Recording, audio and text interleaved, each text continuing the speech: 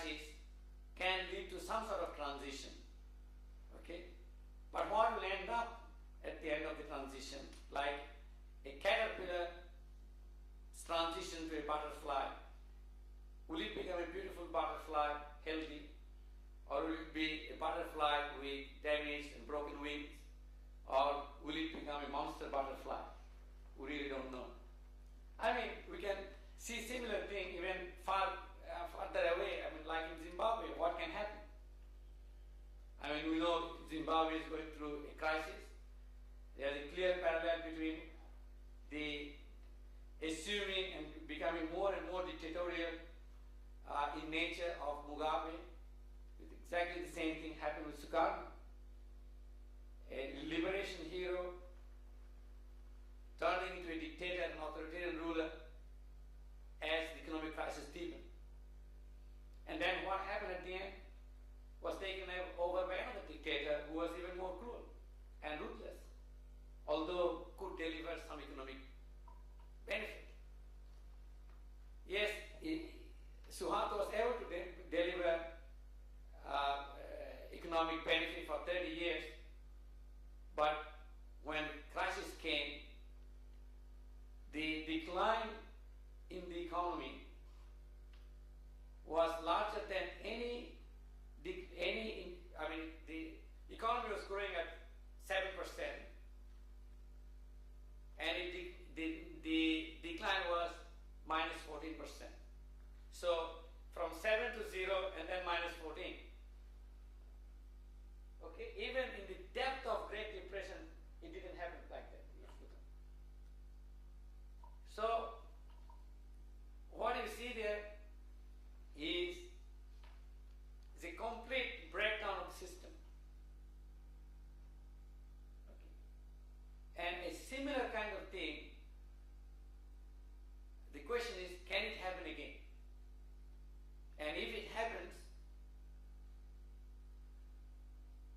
how the system is going to adjust? Are we prepared for that? Okay. Now, coming back to China, China's economic relationship with Southeast Asian countries, including even Australia, is deepening very fast. If you look at the data of last 5 years, export to China from a country like Myanmar, it's a very closed economy, has grown more than 200%. It means the lifeline for the economy of Myanmar or Burma is becoming more tied up with China. If your export, which is an income, is growing at more than 200%. Okay. Although, if you look at the total export from Myanmar going to China is still not that big, but the rate of growth is very, very, very high. And it's exponential. Same is export from Malaysia to China.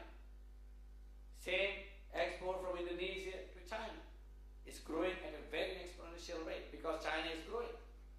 So it's sucking into all this import from other countries. And the other countries, like the prosperity we have in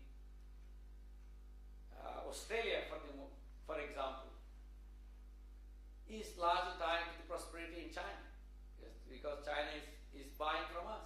If China bubbles, but most likely that it will have repercussions on these economies. Now, if that happens, I'm not going to dispute with Steve whether it will happen or not, and I believe it will happen. We can dispute on when it will happen. Okay, it may be soon, or maybe later.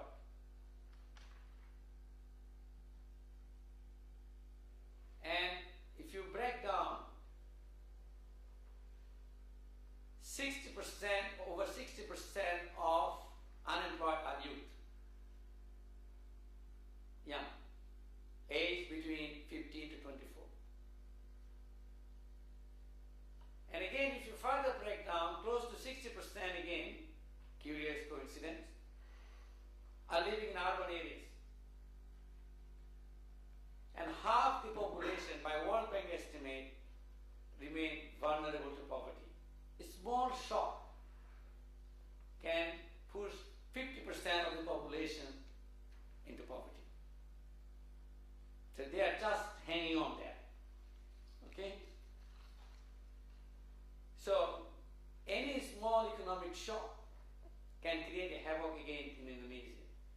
And the worst thing is that the another worst part is the concentration of unemployment in the resource-rich regions. And that can trigger separatist movement.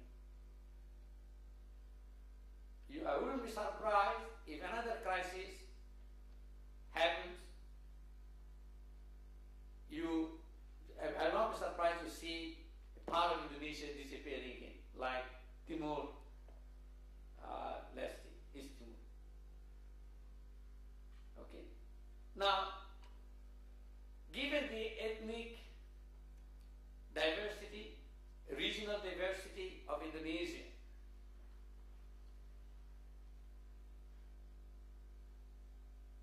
can it become an Yugoslavia of Southeast Asia?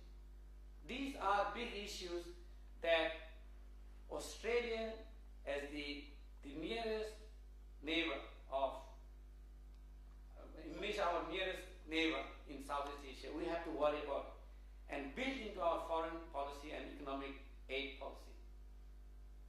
How do we stabilize Indonesia? How can we help Indonesia in overcoming youth unemployment? Okay. How can we help Indonesia to consolidate its democracy? That it doesn't go back into a dictatorial or move to an illiberal democracy. It can have regular election, but the country is not tolerant. It's illiberal democracy, like we have in many Central Asian countries. And we saw movement towards illiberal democracy even in Malaysia immediately after the crisis. The way Mahathir handled his deputy prime minister. Okay. And the way I felt, even dealing with the Australian diplomats when I was in Indonesia, there is still too much focus on individual. Choose the government officials with whom we can work.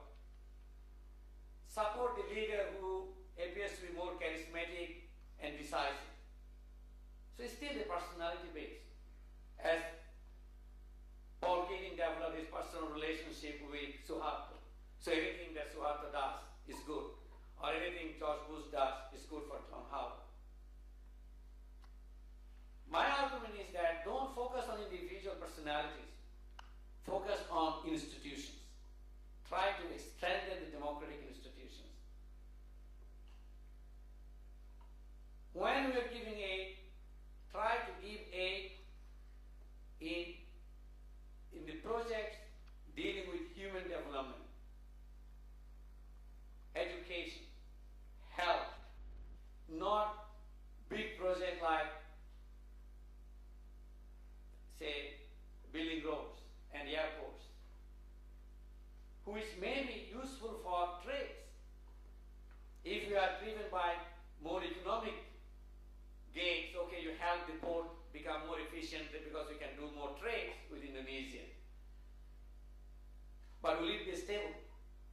Can it act as social glue?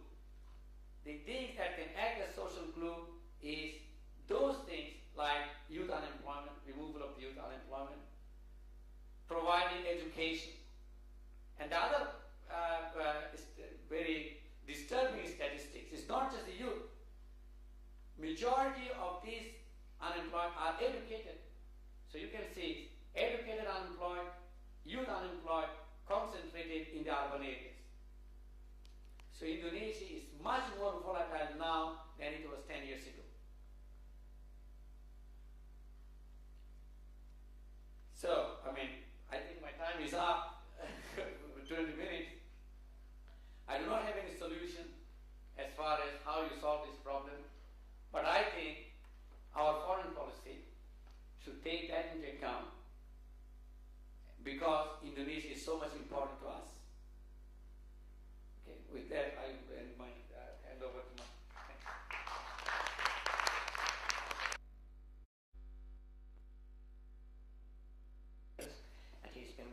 full-time in the union movement as an organiser for the last 20 years, including with the Tasmanian branch of the Liquor Trades Union, and he's also worked as a trainer with the Trade Union Training Authority, and I'd like you to welcome Mr. Mark Lennon, please.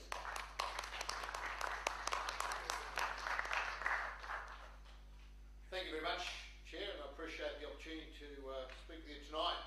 Very interesting when Steve was speaking about our level of debt. I think it's appropriate that over here we've got the big fella, of course, Jack Lang, and of course in those days it was debt owed by, or sovereign debt owed by the state government, of course, to the British banks, but he just said, don't pay it. So there's always one solution we can do in these sorts of times, but not one that I in particular would recommend. Can I just say on the issue of China that I think as a nation, we really are, China has become very much part of the psyche. Everyone's talking about China, everyone's going to China. Every second trade union official I talk to, particularly those in the manufacturing sector, for obvious reasons, have been on a study tour to China. My first question to them is, how do you get on one of these study tours? And then the second question is, what's it like? And clearly they come back with stories about how big their manufacturing sector is, the type of industries they're in, the wage rates, the conditions. Not only are they trade union officials, I'm also a superannuation trustee of a fund, and every fund manager that comes to address us, or every second one, of course, has also been to China to have a look at their industries. And more interestingly, my neighbours, two of my neighbours, one is doing business in China and is regularly in Hong Kong and across the border into Sichuan province, I think it is there. And secondly, another neighbour is packed up the family and moved to Beijing for 3 years to set up a security firm in China. So I think it is an appropriate topic, and I'm not sure, and I'll come to this a bit more in a moment, about the economics and the possibilities of downturn, but if it does occur, then whatever else happens, it's going to have some psychological impact on us as a nation, given the relationships we all feel that we now have with China. Trade unions, of course, have always been sort of targeted as reactionaries when it comes to issues of trade, and in particular when it comes to perceptions of countries that are taking away our jobs. Now, I would suggest that these things are always cyclical, and sure, when new countries or developing countries start to come into our country with their products, such as happened in the case in the last 20 years with China, there is a level of resistance and concern. But I would have to say that, given for the reasons that I've just outlined, people believe, that now China is very much, or our relationship with China is very strong, that there's been acceptance among the trade union movement that clearly, whatever else happens, we are going to have an ongoing economic and increasingly a social relationship with China. So I would say that if anyone's wondering, well, what is the trade union's view on China, is that clearly, well, the realities are the realities. We have this strong relationship with them. Clearly, it's beneficial from our point of view in terms of our resources sector. We have key concerns about what's happening with our manufacturing sector as a result of China's growth, but you can't turn your head away from the fact that the relationship is now there, the economic links are now there, and they're not going away. I found it interesting as a trade unionist, whilst I, as I say, haven't been on a study tour to China yet, that increasingly we've always had at Unions New South Wales and other trade union organisations get visits from overseas delegations, trade unions from other countries.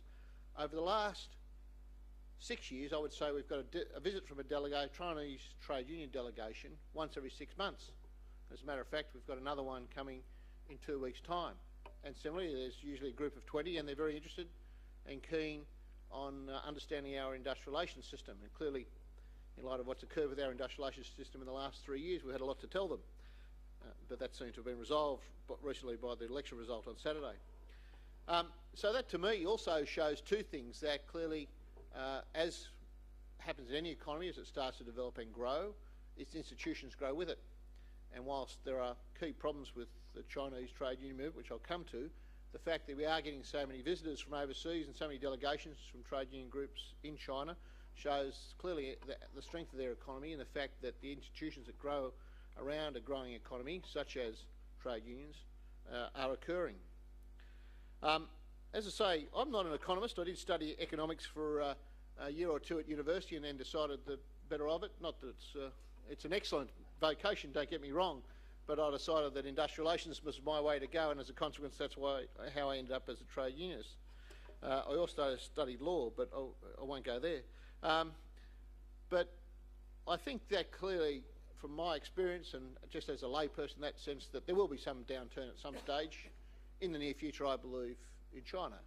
And I think my concern and the concern amongst my colleagues is that when there is a downturn, that it doesn't have the institutions in place, in particular sort of financial institutions, whilst it does have them, whether they are strong enough to ensure that the downturn, shall we say, is mild, and there is the opportunity then for a recovery. Again, Steve and Agnes are probably better than me explaining this one, but the fact is that you have the situation where, sure, we have downturns and recessions, as we had back in the early 1990s, and yes, we have troubles, particularly as we did at that time with some of our financial institutions, but they were strong enough, and our system of law and our rule of law was strong enough for there to be the framework there for the recovery to take place. I'm not sure whether those institutions are strong enough in China that when there is a downturn, that the recovery will be as quick as we're used to in Western nations or in developed nations, and as a consequence, the outcomes and the results of the downturn may take longer, or the impact will be longer and more drawn out than we would be used to. What's particularly, I suppose, concerning for me is in terms of the impact on employment here. Some would say, well, surely it'd be good for the manufacturing sector if the Chinese manufacturing sector has a downturn. Well, I'm not sure about that either, whether we'd be in a position to take up any slack and find markets, etc., in such a short space of time, given the changes that have occurred in our manufacturing sector. Clearly, there'd be a huge impact on our mining sector, but also the other services sectors that are growing, in particular education. During the last 6 or 7 weeks or so, for some unknown reason, I've spent a lot of time in Eastwood.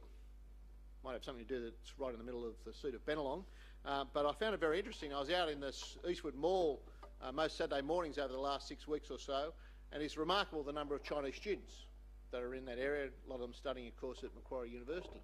And clearly they're here for a short term to do their study and then return to China. Our education sector is, I believe, booming.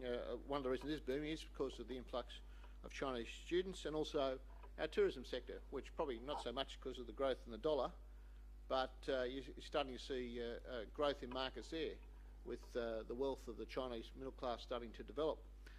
So they're the key areas that I have concern about if and when the Chinese bubble does burst. More importantly, though, I think going forward as a trade union movement and as trade unionists accepting the fact that we're going to have this ongoing relationship with China, the proposals on the table, of course, is that we move to a free trade agreement with China. Now, again, I'll defer to the economists behind me here, but I don't know that these sort of things, these bilateral agreements are actually free trade. The one with the US, I think they're better termed preferential trade agreements. And certainly we would have a lot of problems and a lot of concerns with a bilateral free trade agreement with China. That's not to say that we're arguing that we should return to the good old days of tariff barriers and high tariff barriers. Again, I think there's general acceptance with my trade union colleagues that those days have gone.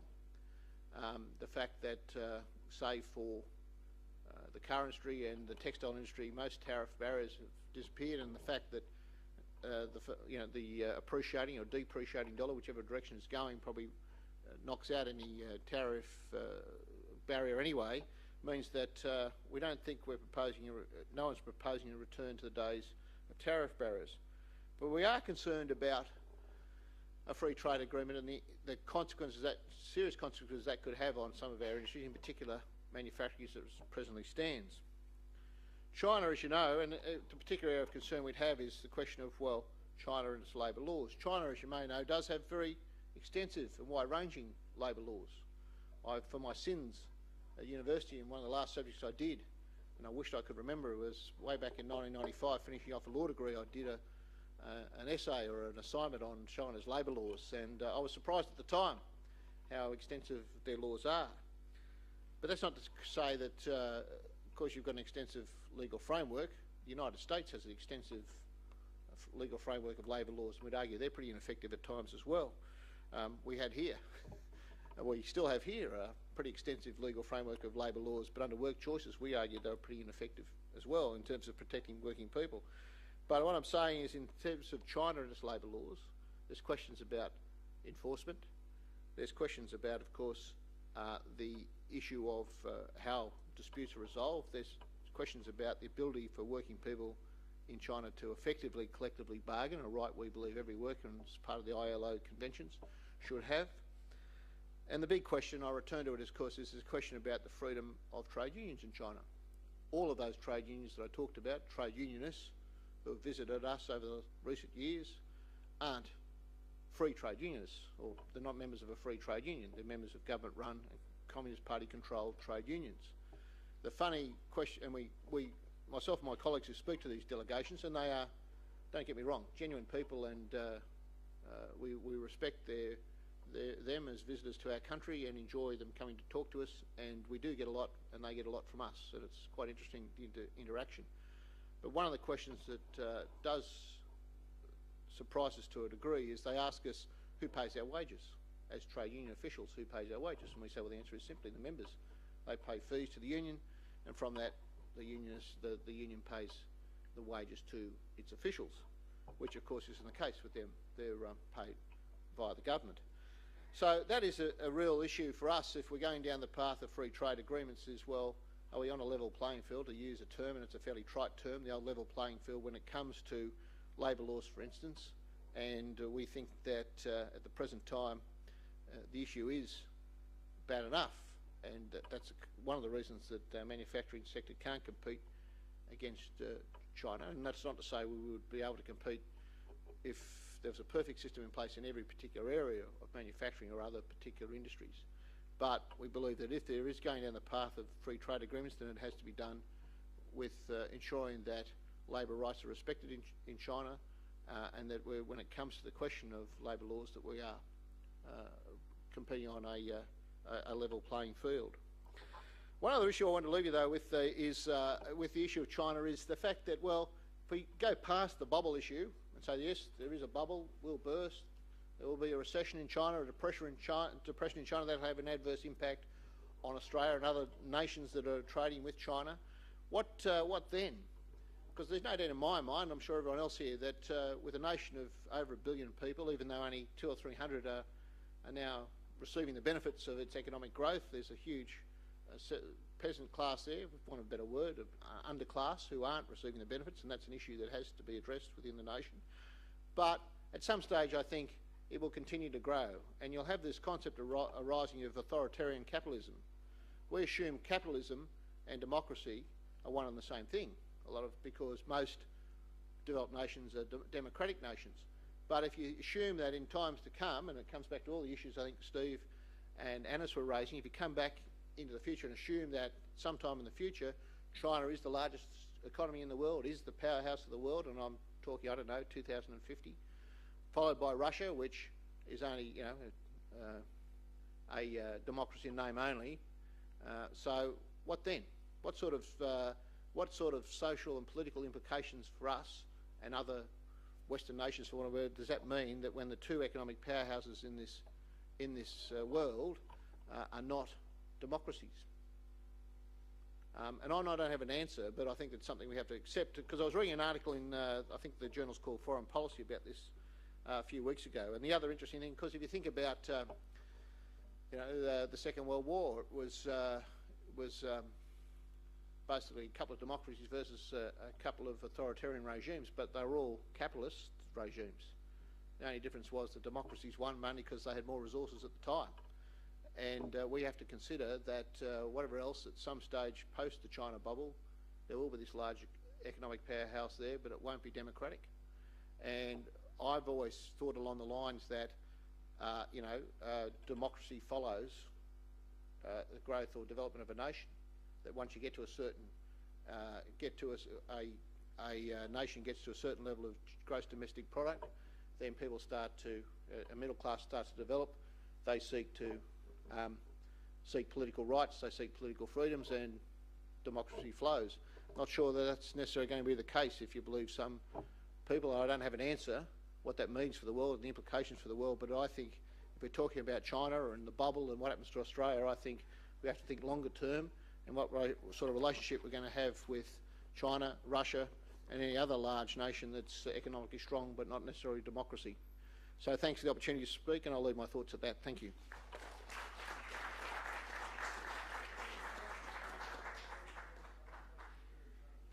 Thank you, Mr. Mark Lennon, for making us vividly aware of something that I've always believed, that capitalism can be separated from democracy.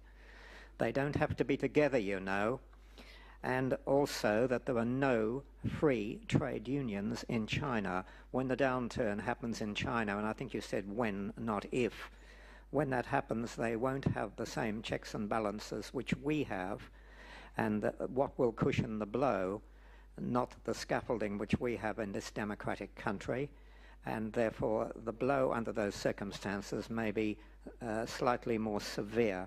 Who knows? Who has a crystal ball? But those were vivid thoughts. Now, I'd like to remind you, in the Roundtable Forum, supper will be at 9:30. That's what you've paid for, among other things. Not the only thing, I hope. Now, Fort, that's the fellowship that sponsors the Roundtable Forums, would love to keep in touch with you.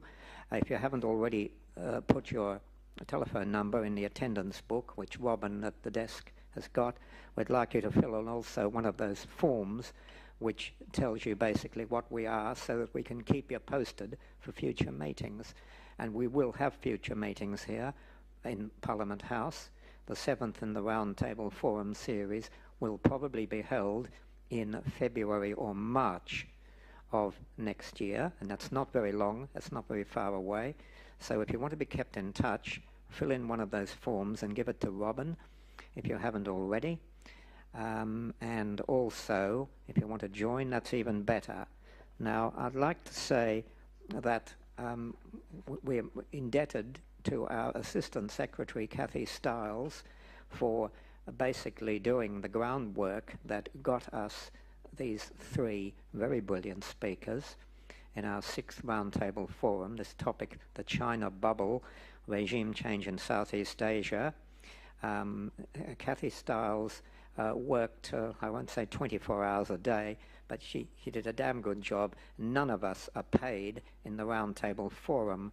This is strictly a labour of love for all of us. We just like having these forums, and we hope you do also. Now, when you ask your questions, if you could direct the question to whichever speaker you want by name, and if you don't direct the question to a speaker, then I suppose any speaker who wants to will be able to answer it. But it's better if you direct it. We'd appreciate that. And if you want to come up to the mic, you can do that. And if you prefer to speak from the floor, if you've got a nice, loud, stentorian voice, you can speak from the floor. Provided we can hear you, we don't mind. So you have 2 choices. You can either come up to the mic or ask your question from the floor loudly, whichever way you prefer. And supper will be at 9:30. And so I'll now ask for questions. And the first one is from John, and the second one will be from Hugh. So over to you. Before the election, John Howard was boasting about having reduced the net foreign debt down to, I think it's currently about $1 billion. That's just for the federal government, of course. But he did that with asset stripping, which you can only sell an asset once. But you spoke generally of the debt, but not so much about the net foreign debt. The net foreign debt, I mean, apart from the federal government, which has been reduced through asset stripping, is self-exaggerating with the positive feedback. I mean, it's out of control. Yeah. And yet, it's barely mentioned in the election. Yeah, it was quite a strange election on that front because if you remember Howard and Costello had what they called the debt truck that was doing the rounds in the 96 election and talking about how high the foreign debt was. Well, at that stage, I think the ratio of net foreign debt GDP was about 35%. It's now 55 to 57%. So it's risen under their control, and Labor didn't return the favour, which I think was a bit of a pity, I wish they had, just to bring that one home. And when I did the Centre for Policy Development report, which you can download from the Centre for Policy Development's website, by the way, if anybody wants to take a look at that report, I deliberately included government debt on my chart. I didn't put in foreign debt there because it was quite a confusing figure overall, but I'll explain why in a moment. But private debt was just doing this, and government debt way, way down below was heading down towards zero. So over the time that Howard and Costello raved about reducing Australia's dependence on debt, government debt's fallen from about 7% of GDP to 1%, which is levels of trivia, while private debt has risen from 80% to 160%, which is from astronomical to breathtaking. So the focus has been entirely on the wrong subject. Now, across that time, that foreign debt ratio has actually risen faster than even private debt has. So that's gone up by, since the figures started to be collected in a publishable sense by the ABS, I think the level, in fact, in about 1980 was about 15%.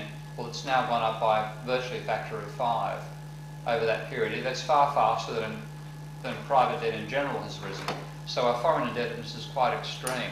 And one of my other colleagues from the University of Western Sydney, who would make an equally good speaker here, by the way, Brian Pinkstone, Brian argues that when you pass a certain level of foreign debt service, that tends to be when you strike an export crisis for Australia. Now again, on that front, we've got a huge current account deficit, which has also risen under Howard's regime.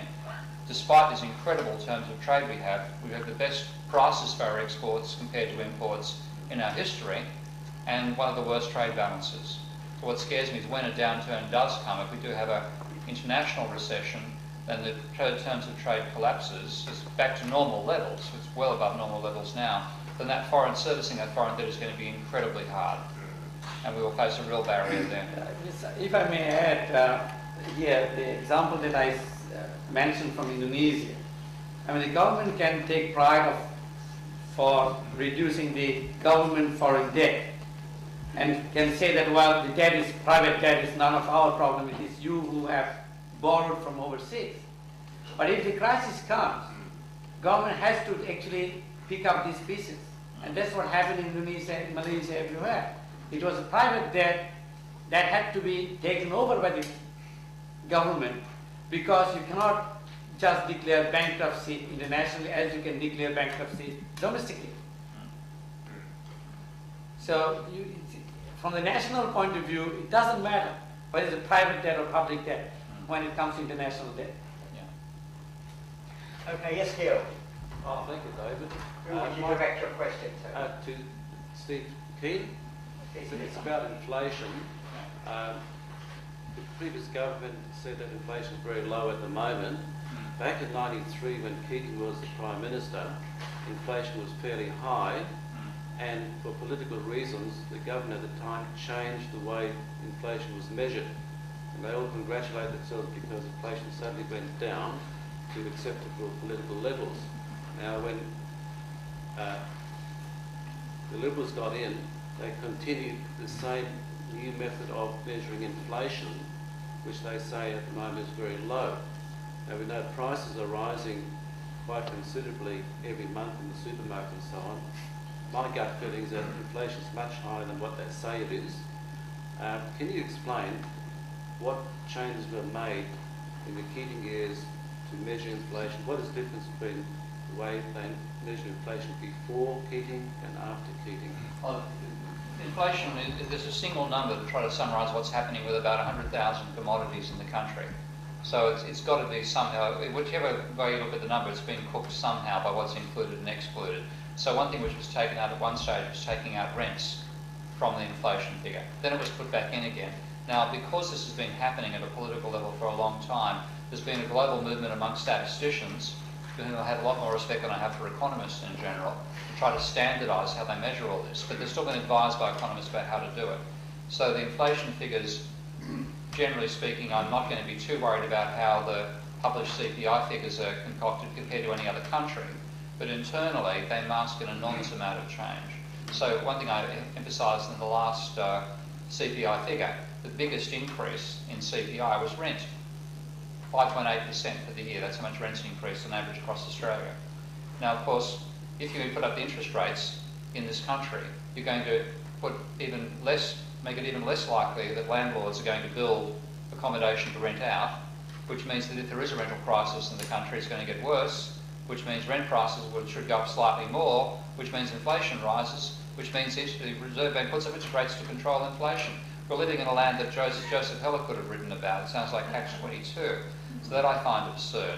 But within the CPI, what is certainly happening, and is becoming quite obvious now, is that there's a large slab of the price levels which are actually falling. If you're out there in the market for plasma TV or high quality furniture and stuff like that, prices are falling by up to 2% per annum. Computers as well, so you can do very well out of that. If you're buying food, it's rising very rapidly. Global warming and peak oil are both biting there quite severely. And of course what's happening as a result of that is a redistribution of income. If you're wealthy enough that food's a small part of your budget, and you can't afford to think about plasma TVs, you're suffering quite an apparent rise in your costs.